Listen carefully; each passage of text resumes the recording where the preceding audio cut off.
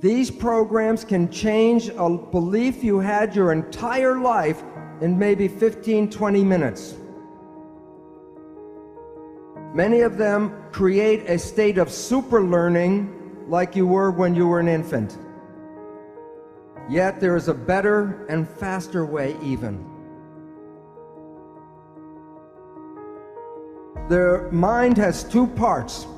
The subconscious mind is the original brain, and it can process 40 million bits of data from the environment every second.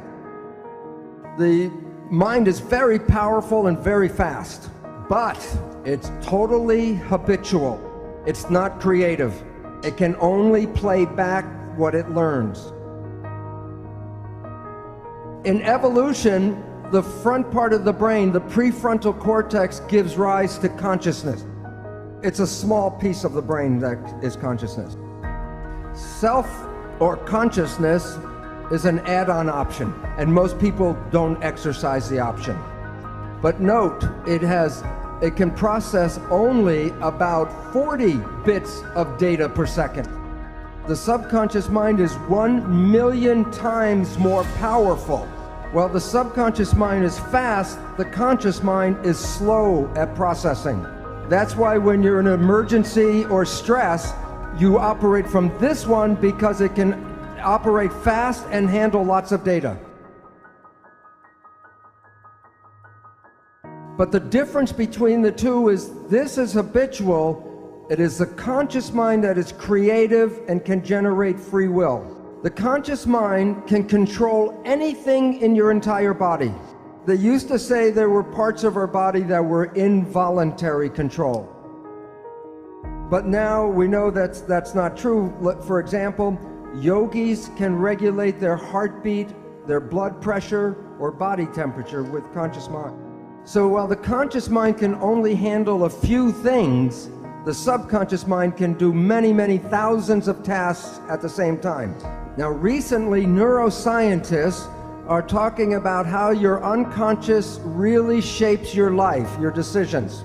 What they say, according to cognitive neuroscientists, we are conscious of only about 5% of our cognitive activity. Most people, 1% of their day is in the conscious mind. So every day, you create only from your creation mind, your conscious mind, only about 1% of what is going on in your life. And therefore, 95 to 99% of your life comes from your programming in your subconscious mind.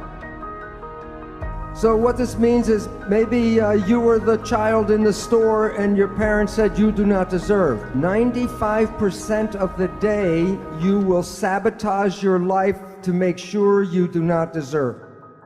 And the reason why is the subconscious job is to create reality out of the program. And so therefore, if you have negative programming, 95% of the day, you will create that negative experience in your life. Now here's the problem. The conscious mind and the subconscious mind work together. So whatever the conscious mind focuses on, it can control, but what it's not focusing on, the subconscious mind controls. So most of our day, we are thinking about the future or thinking about the past. That's with the conscious mind. So if the conscious mind's not paying attention to right now, then everything you're doing during the day is being run by the program that you got. But the problem is, because your mind is not, the conscious mind's not paying attention, then it does not see the program being played by the subconscious mind. So most of every day, you are not playing programs that you personally want, you're playing programs that you got from other people. But you didn't see those programs, so when your life doesn't work, you say the universe does not support me. And yet the truth was, it was your own invisible behavior that sabotaged you. So what's important is some people say, well, maybe I just do some positive thinking. Which mind does the positive thinking, conscious or subconscious? The conscious mind, which works at 5% a day with a 40-bit processor, And when you're doing your consciousness, are you paying attention to what's going on? Who's running the show? The experiential programs from the subconscious mind, and that is 95% of the day with 40 million bit processor. Does positive thinking work? Do the math. And the issue is that it's very difficult to take a small processor and overpower the large processor. And you have to use what is called willpower with the emphasis on power to override.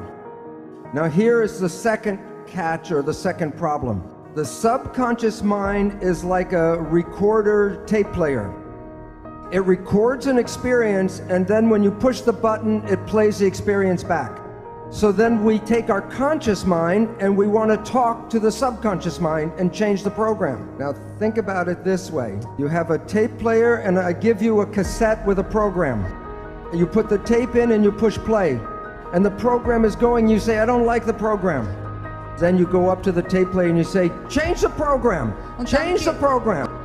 The issue is the tape will not change by doing that. But there are ways to change the program if you know how to push the record button. So your life does not reflect what you want, it reflects the program you were given. So one way out is consciousness. Just be conscious and then you don't play the tape.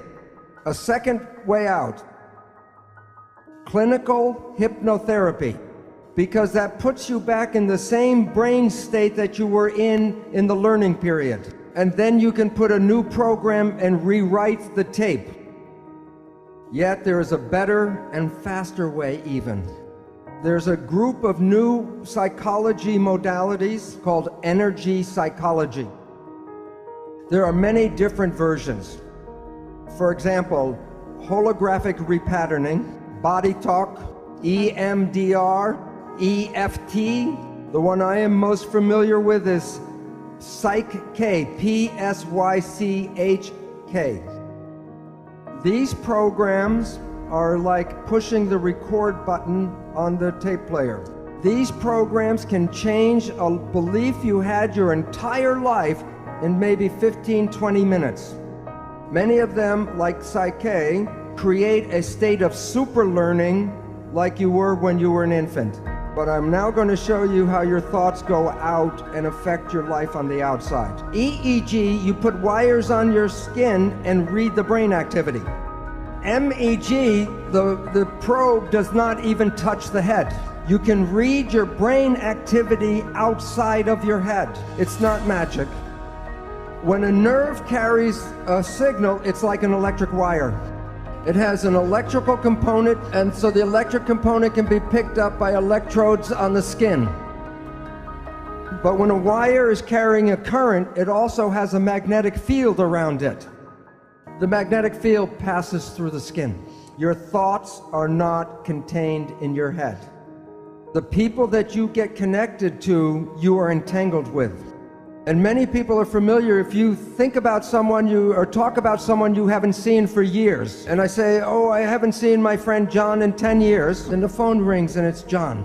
It's like the placebo nocebo. When you think very positive thoughts of someone, they make an effort to get in touch with you. But it works both ways. If you have a negative thought about somebody, wherever they are, they will create negative talk about you. So it's very important to recognize your thoughts and your judgments are not just connected to you, they're connected to the people you talk about.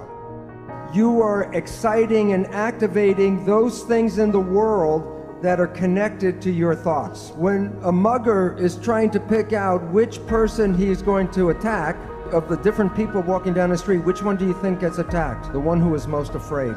Because the one who's most afraid will resonate, and that means that the mugger doesn't have to do anything, go boo, and everyone will give him everything.